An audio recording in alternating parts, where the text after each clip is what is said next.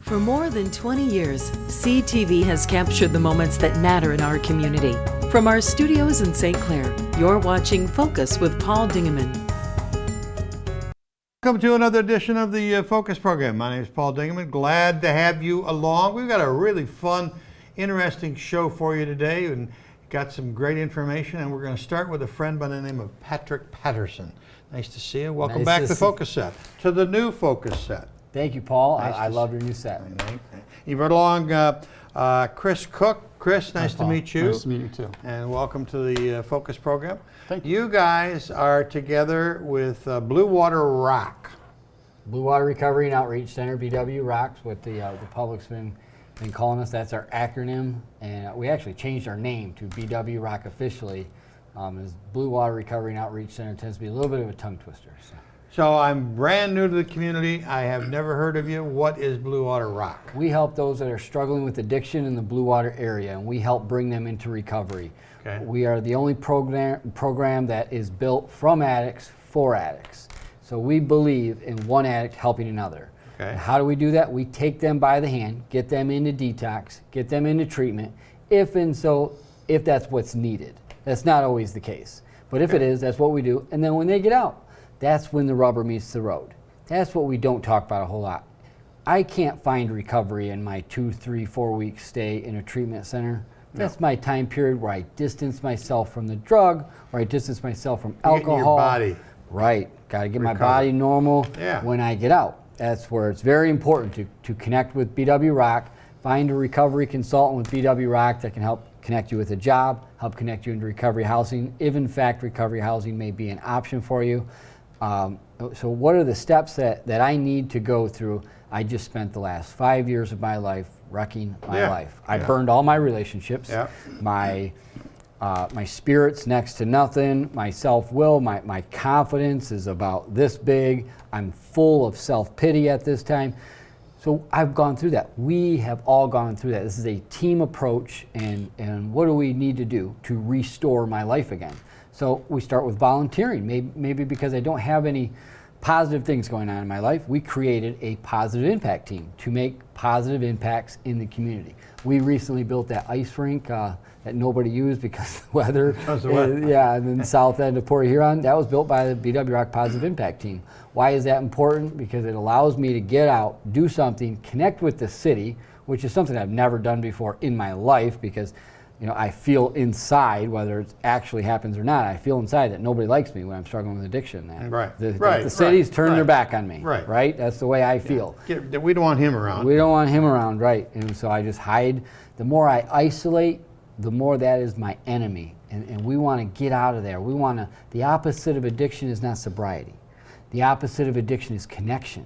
I need to get out and connect with other people. I need to get out and connect with those that went through this too, that I can talk to. I can wake up in the morning and do a daily Exactly, right. And when I have wrecked all my relationships, granted, those are my fault, right? I struggle with addiction. I ruin those relationships, but I need to restore my life again.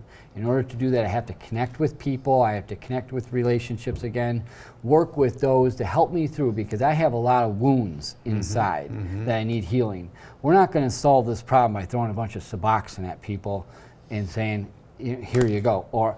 And granted, we work with organizations that offer the clinical approach, and clinicians. We're in favor of that, and we will pass the baton on to them when, in fact, that's the necessary next step. However, we are not clinicians. I just want to make that disclaimer. I am not a clinician. I am not a doctor. We're in this to help the other individual. Survivor. True, we are. And now we help those that have gone through the path.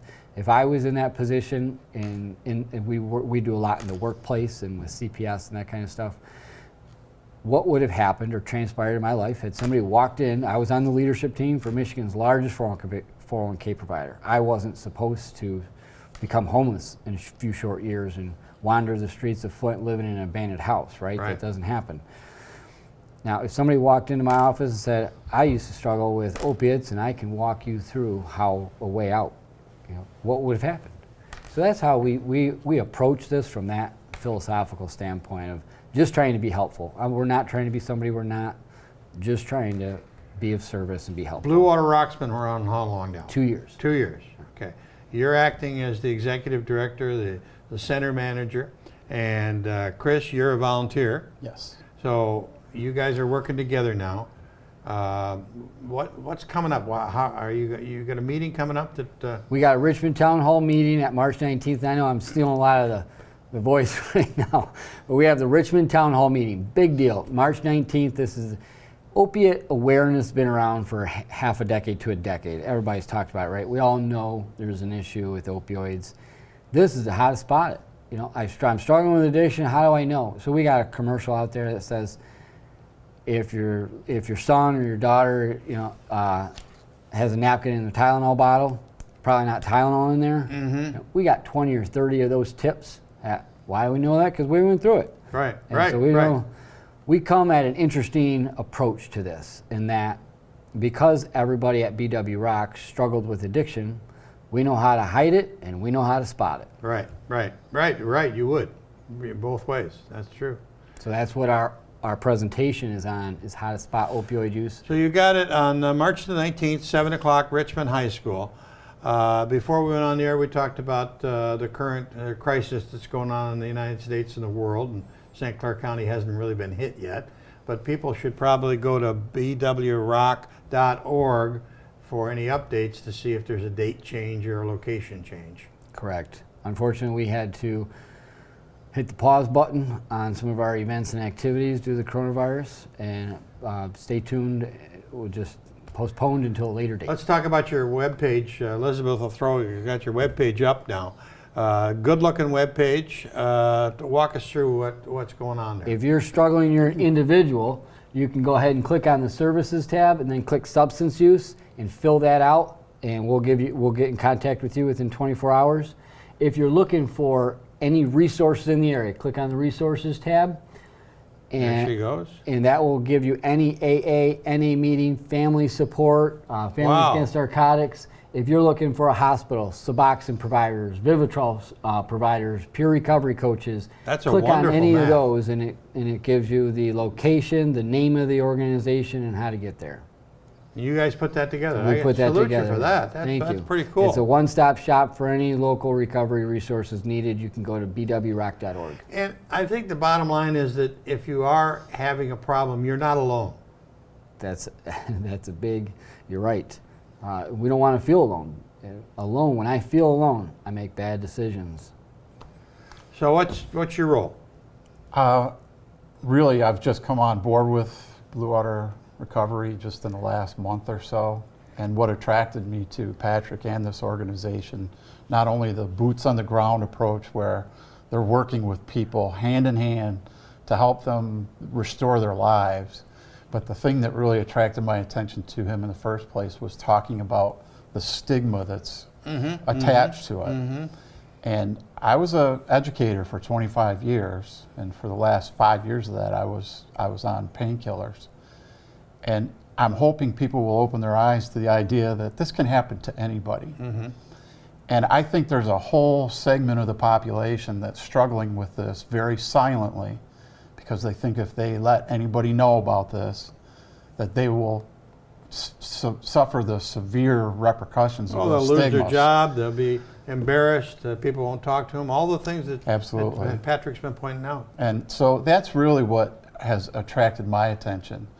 And as Patrick mentioned, the best way to help yourself is to get out and help somebody else. Correct. And by having these connections with Patrick and this organization, it's really helped me a lot. But I want to take that now and turn it outward. Good. And help draw somebody else into recovery where they can restore their lives too. Patrick, Chris just joined you as a volunteer. Are you looking for volunteers? Is there any special requirements of a volunteer? You got to have a desire to help others and to do good deeds for the community. We have a couple of volunteer opportunities. We have a positive impact team.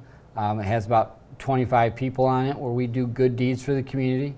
We have an events and activities team that puts on events and activities for those that are struggling with addiction or family members, and we have 15 people on that team. We've got a fundraising team that helps us, as we are a nonprofit organization. We exist off of the kind donations of individuals and corporate sponsors we have in this community. So you're not part of United Way or anything along those lines? We received initial funding through United Way. They gave us a nice jump start. But at the present time, we do not receive anything from United Way. Okay. We are currently independent. That doesn't mean it'll always work that way. No. But it allows us to have the freedom and flexibility to say, this is our approach to helping those that are struggling with addiction versus having the State Department or somebody else say, this is how you got to do it. Okay, so we want to invite people to come to Richmond, March the 19th, I think it was, 7 o'clock, Richmond High School. 7 o'clock, Richmond High School. And can I say one thing too? Yes, you could say anything you want, sir. Thanks, Paul. This is not about us. This is a team approach with BWROC. I'm the only full-time employee at BWROC, and we have 3 part-time employees and a lot of volunteers, 50 to 60 volunteers. Wonderful. And so I just want to give thanks and credit to the community for supporting us and to say that this is not about me, this is not about BWROC. We come at this from the standpoint of just trying to be helpful.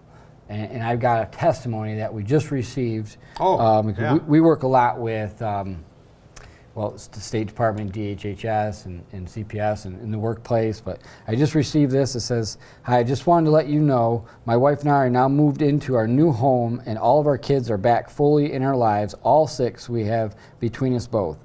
We are both working, and everything came back so fast, I for sure wasn't expecting it to happen this fast. We will be getting family pics soon, and you guys will be getting one from us, and we will be needing a couple more BWROC shirts and getting our family pics done in BWROC shirts, because if it wasn't for you guys helping us so much, the way you have, we wouldn't be a complete family." Makes you feel good. That's what it's about really right touching. there. Yeah, that really touches you. Yeah.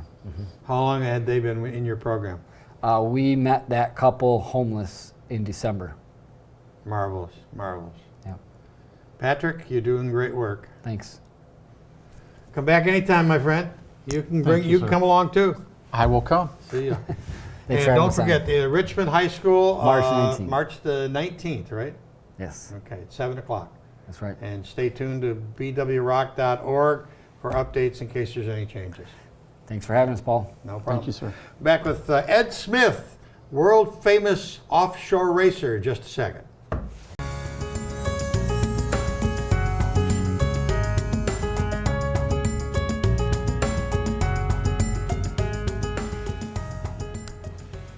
Hey, the name is Edward Smith, and the smile is always on his face when he's near water. My name is Paul Dingeman. Nice to see you, Edward. We've got all the names out of the way, and we are going to be here to talk about racing and a new opportunity for you for 2020. Yes. Yep. We turned around, and there's a few people that's seen it. We have picked up another boat. It's a V-bottom. Wonderful. 42-foot fountain. We run in the V Extreme class. We picked the boat up actually in the end of January, 1st of February a year ago. And in our first year, we have done very well. We won the APBA Offshore Championship Series and the first place in V Extreme. And it's a 6-race circuit with APBA. Okay. APBA and OPA, are they the same? No, OPA is actually the Offshore Performance Association that runs the events. APBA is a household name. They're actually located down in towards Detroit. Okay. They've been around for over. They put on the Gold Cup. On the Gold Cup race. Yeah, they've been around for over 100 years. Yeah. And now since obviously you were here at the race last year. Yeah. We had close to 70 boats or 70 plus boats here. Right. And the reason for that being is that now it's a national race again. Remember in 2000 when we had all the boats here? Yep. Well, this year now, everybody runs for the points and for these national titles to go into this record book. And they also race for this Hall of Champions. And this year here, we're going to take the boat. We're going to rebrand it. It's actually stripped right now down to just the bare fiberglass. Okay. We're going to rebrand it, and hopefully we're going to come out here at our first race in Cocoa Beach, and we're, knock on wood, we're trying to win everyone all the way up through and possibly put the boat in the Hall of Champions. Elizabeth's going to throw up the picture on the screen here, but this is the boat. This is the boat, and yes. You're going to change the name? Well, what we're going to do is we're going to take the instigator off of it, The boat is going to be named just Knucklehead Racing. Oh, okay. Yeah. And that's your name, Knucklehead. Well, remember when your dad or your grandpa, whoever, knucklehead, what do you think you're doing? Well, this is what we decided to name the boat. Okay, let's see the next one there. Oh, yeah. So Knucklehead's going to go along the side. Oh, it's on there right down. Just, small lettering. But you're going to make it the big letters. Big lettering, yes. What about color? Color? You were famous for green. Well, Lance Thorpe Jr. up at Thorpe Printing, he's turned around and he's got a program that he does our designing and stuff on this. Yeah. And the young man is very, very talented. Yep. And right now he's in the process of playing with his computer and doing the computer graphics and stuff, and we're going to send it around to the team members. We're going to have everybody put their comments on it, and then the team is going to actually approve what we put on the boat. We're going to have it done. Not one person's going to say this is the way it's going to be. It's our group. We'll have a word to say in everything. Well, that'd be good. Yeah. Now, you recently had the boat in the water at Englewood, Florida. Yes. And you have 5 cameras aboard, and this is what it looks like. Leaving the dock and looking out at the bow, and what kind of a race is this? This is actually the World Championship race in Englewood. It's a 2-race series. This is on Saturday. This is the first race. We're leaving, and we're going out through this cut to go out into the Gulf of Mexico. Okay. And once we get out there in the Gulf of Mexico, it'll show us into the Mills Circle, and the pace boat will pick us up. And then we'll begin the start of the race, which there's the pace boat on the extreme right of the screen. And when the green flag comes up, then how many boats in this race? In this race right here, there's 2 of us. There's the Tugget boat and our boat. Now, they'll be rolling the green flag here pretty soon. There you go. There we go. This is a green flag up, and now we're taking off. We're reaching speeds here of probably 80. Once we get past him, we'll hit over 100. Wow. When the rooster tail goes down a little bit, Paul, these boats will be running in the neighborhoods of 118, 116 miles an hour. Wow. How close are you guys? We are probably about 5 feet away, but when you're in the boat, it looks a whole lot closer. Absolutely. Absolutely. And actually, we won this race. This was the one on Saturday. And the Gulf of Mexico decided that she was going to get a little rough for us on Sunday's race, and we broke an engine, and we did lose the World Championship. Oh my God! Oh my God! There's always next time, though. Yeah. So this year here, we're how many people are aboard right now? Just 2. 2. There's a driver and a throttler. Yes, I drive, and Anthony Smith, which is no relation to me. His father is the one that owns the OPA circuit. Okay. Anthony throttles for me, and he did all year. My son, Sean, will more than likely just run the St. Clair race because somebody has to stay home and work, and he drew the short straw.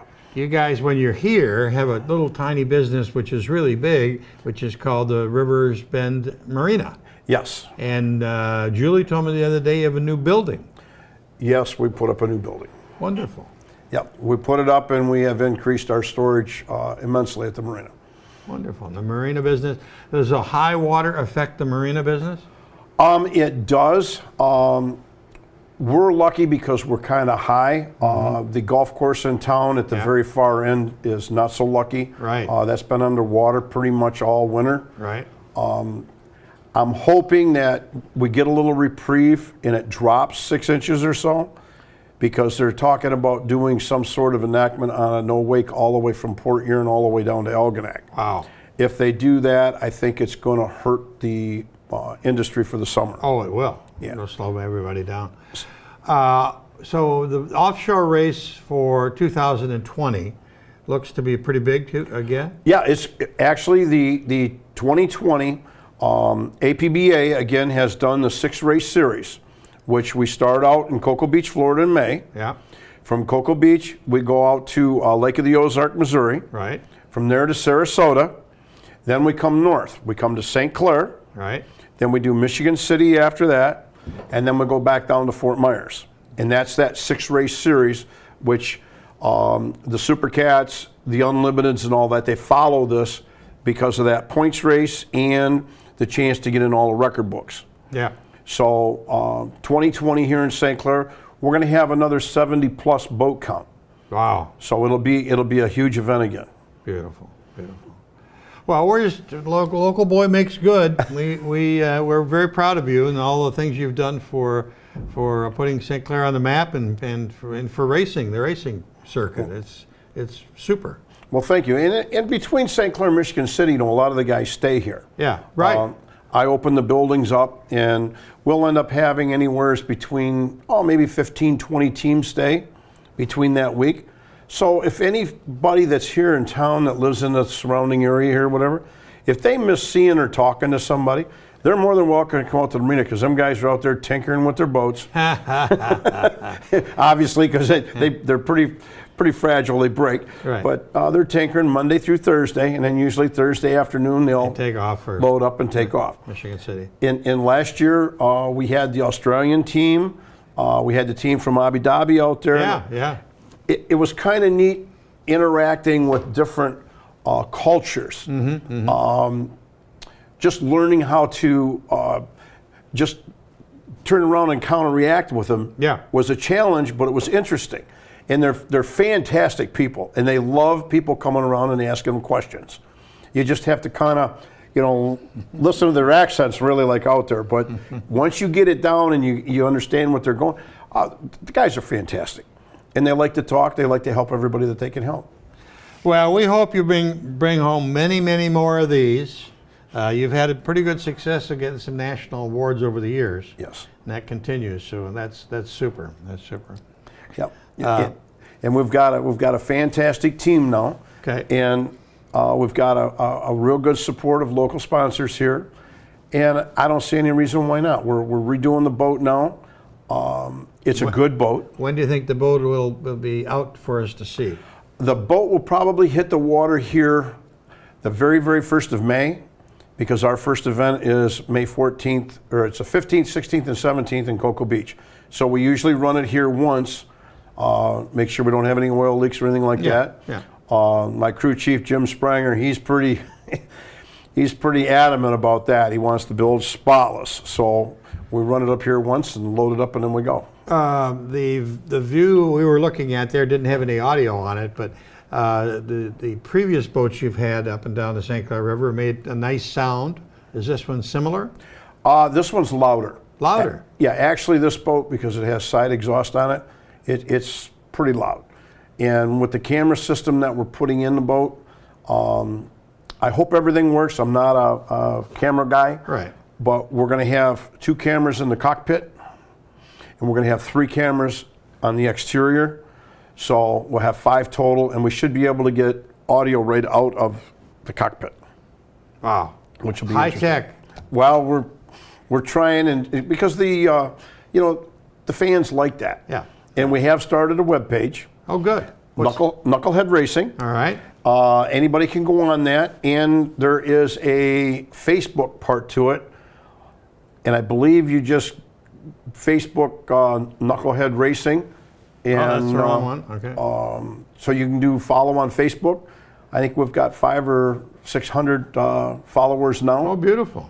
And we're trying to get that up to around 5,000 or 6,000 here by May or June. Super.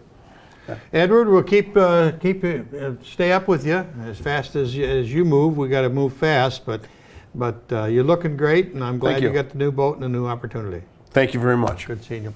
That's about it for this edition of the Focus program. Thanks very much for tuning in. Till next time, I'm Paul Dingeman. See you soon.